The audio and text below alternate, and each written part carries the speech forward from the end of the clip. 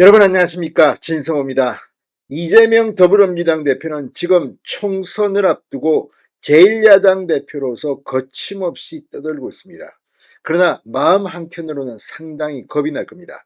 자, 지금 이재명 민주당 대표는 본인의 재판 3개를 비롯해서 김용, 정진상, 이화영, 최측근들이 재판을 받고 있습니다.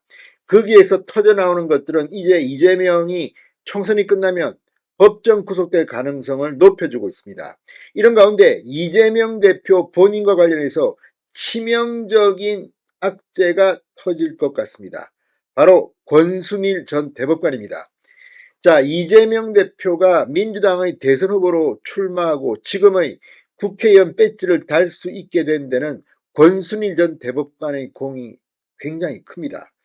자, 정말 국민들로서는 가슴 아픈 일인데, 원래 이재명은 2심 판결에 따라서 경기도 지사직을 내놓고 선거에 출마도 할 수 없는 입장이었습니다. 그런데 2심이 대법원에서 뒤집힙니다. 무죄가 됩니다. 그때 권순일 당시 대법관의 영향력이 컸다고 법조계는 분석하고 있습니다.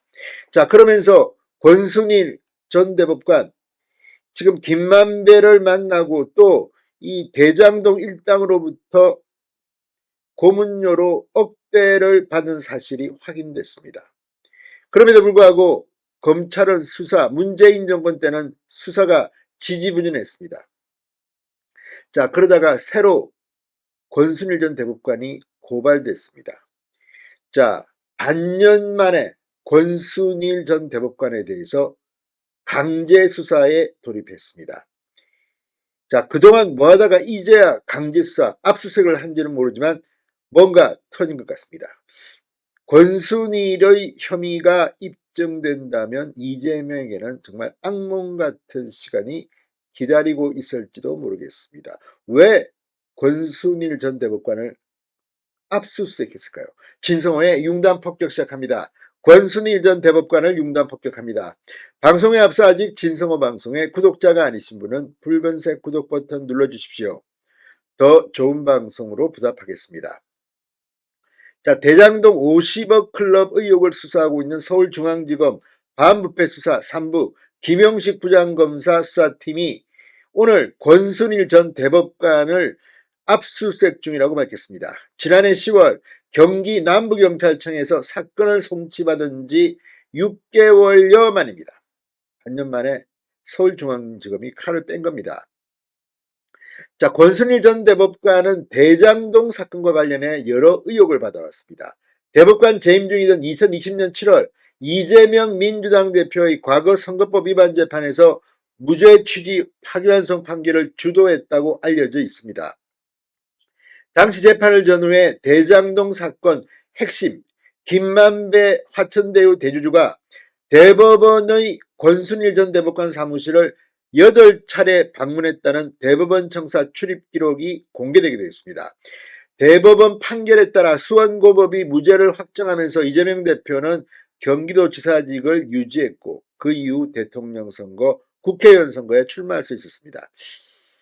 권순일이 이재명에게는 정말 대단한 은인입니다. 그런데 권순일 전 대법관의 수사가 관심을 끄는 것은 대장동도와 연되어 있고 이재명의 변호사비 대납 의혹 등등등등과도 혹시 관련이 없을까?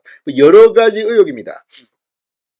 자, 권순일 전 대법관은 이재명 대표에 대한 무죄 취지 판결이 나오고 2달 뒤인 2020년 9월 퇴임합니다. 그런데 김만배가 대주주로 있는 화천대유 고문으로 취업합니다. 매월 1,350만 원씩 고문입니다. 고문. 그런데 매월 1,350만 원씩 모두 1억 5천만 원을 급여로 받았다고 합니다. 당시 권 전 대법관은 변호사로 등록하지 않아 변호사법 위반이라는 의혹도 제기됐습니다. 이유한 시민단체는 권순일을 변호사법 위반, 뇌물수수, 공직자윤리법 위반 등 혐의로 고발했습니다. 문재인 정부의 검찰은 2021년 11월과 12월 권순일 전 대법관을 2차례 소환 조사해 놓고도 추가 조치를 하지 않았습니다. 이후 검찰은 권순일 전 대법관의 변호사법 위반 혐의는 검찰 직접 수사 범위가 아니라고 보고 사건을 경기남부경찰청에 넘겼습니다. 재판글의 의혹 수사만 했던 검찰은 사건을 다시 이송받아 변호사법 위반 혐의 등도 함께 수사하게 된 것입니다. 자, 한편 권순일 전 대법관은 2022년 대한변호사협회에 변호사 등록을 하고 서울 서초동에 개인 사무실을 열었다고 알려졌습니다. 2022년 9월 권순일의 변호사 등록을 신청하자 대한변협은 2차례에 걸쳐 자진 철회를 공개 요구해 망신을 당하기도 했습니다. 그러나 결국 12월 변협심사위원회를 통과해 변호사로 등록된 것입니다. 자, 어쨌든 지금 이 사건 권순일 50억 클럽에 이름이 올랐다는 권순일의 강제수사, 그 결과에 따라서 이재명에게는 상당히 치명적인 일이 벌어질지도 모르겠습니다.